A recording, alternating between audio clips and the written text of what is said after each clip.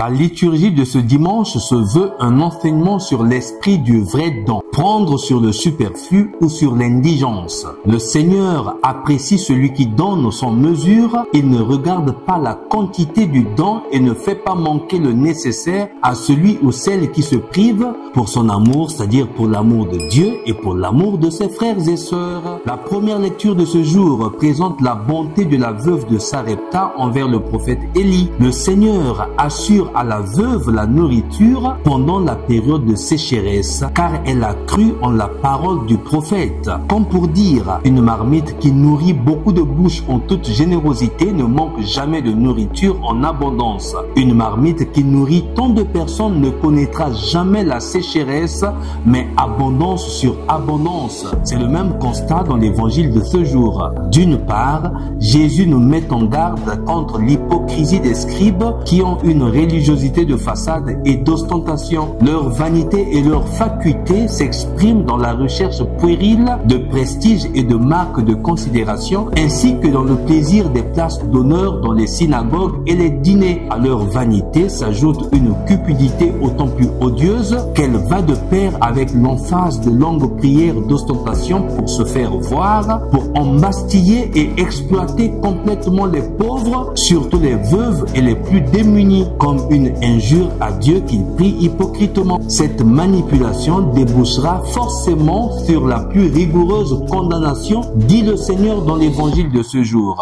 D'autre part, Jésus loue la dévotion totale de la veuve qui jette dans le trésor, c'est-à-dire dans le panier des offrandes du temple, tout ce qu'elle avait pour vivre. Il y a ici un grand contraste entre la dévotion de la veuve et l'hypocrisie démasquée des scribes. Une leçon à tirer, voir au-delà des apparences et savoir tout donner en se donnant soi-même. Il y a toujours un résultat pour celui qui vit ainsi. C'est ce que Dieu lui-même a fait en offrant en rançon son Fils unique, mort pour nous, comme nous dit la deuxième lecture, la lettre aux Hébreux. L'expression grecque utilisée dans cet évangile, Olon ton bion autes, c'est-à-dire don total de sa vie tout entière, est tellement louable au point qu'elle consonne symboliquement avec le don que Jésus va faire de sa propre vie sur la croix, son sacrifice suprême. Par conséquent, Dieu ne regarde pas la quantité de ce que nous donnons, peut-être le superflu de notre orgueil,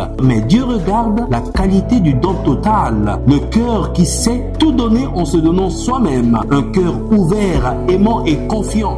Dieu ne regarde pas ce que nous mettons dans le panier des offrandes, mais ce qui reste égoïsement dans nos poches, ce qui reste dans la poche de notre égoïsme. Le don de soi à Dieu à travers notre générosité aux autres, voilà ce qui devrait nous motiver, ce qui devrait mouvoir toutes nos actions et toutes nos œuvres. Pour Jésus, l'origine des actions est fondamentale, d'où elles partent, de quelle âme, de quel cœur elles viennent. Tous ont donné en prenant sur leur superflu, c'est-à-dire ce qui ne leur est pas nécessaire, ce qui est de trop, c'est ça le superflu. Tous ont donné en prenant sur leur superflu, c'est-à-dire sans sacrifice, sans douleur, sans sentir qu'ils ont donné quelque chose. Le superflu, ce qui n'était pas nécessaire, ce qui était de trop. Tous ont donné en prenant sur cela, sur le superflu. Mais la veuve a pris sur sa misère, dans sa pauvreté, pour donner tout ce qu'elle possédait, tout ce qu'elle avait pour vivre. Donc c'est un sacrifice. En donnant, elle sent une douleur. En donnant, elle sent qu'il y a quelque chose qui part de son cœur pour s'offrir à Dieu, pour s'offrir aux autres. C'est-à-dire, elle donne sa vie tout entière. Voilà l'expression grecque qui est employée dans cet évangile pour exprimer le don total de la veuve à travers cette offrande. Qui vit et fait ainsi ne manquera d'aucun bien. Ce n'est pas la destination de l'offrande qui ponctue la puissance du geste.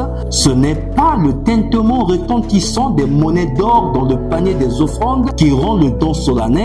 Ce n'est pas l'annonce sonore du sacrifice qui rend l'offrande honorable, mais le cœur avec lequel les choses sont accomplies. C'est ce cœur-là qui rend puissante notre offrande, vivant notre sacrifice et louable notre geste de générosité et de charité. L'expérience a démontré partout dans le monde que seuls les pauvres de cœur savent aider et savent tout donner en se donnant eux-mêmes. Les riches orgueilleux sont ceux-là même qui détruisent et ruinent notre monde. Voyons simplement ce que nous vivons dans l'actualité lugubre et côté sombre de notre temps, de notre monde, pour comprendre ce discours, pour comprendre cette position de Jésus dans l'évangile. Les pillages des peuples, des populations, des sous-sols, la spoliation des peuples, la manipulation, les guerres, le capitalisme, le système d'écrasement et dictatorial imposé par les multinationales en aggravant de plus en plus les injustices sociales. Le monde se meurt parce qu'on fait semblant d'aimer et d'aider les gens, mais en réalité, on veut maintenir les inégalités pour mieux dominer les plus faibles qui continueront toujours à être dépendants des plus forts, à être dépendants des multinationales, à être dépendants de la main qui donne. Il y a des guerres et des guéguerres dans notre vie parce qu'il y a l'égoïsme, l'individualisme où chacun veut tirer le drap de son côté en protégeant ses intérêts égoïstes sans s'occuper du bien-être de tous, du bien-être de ce monde. Ayant cette générosité de la veuve de Sarepta et la veuve de l'évangile qui donne tout en se donnant elle-même, en comptant sur la providence qui voit, prévoit et distribue de sorte que chacun et chacune de nous trouve son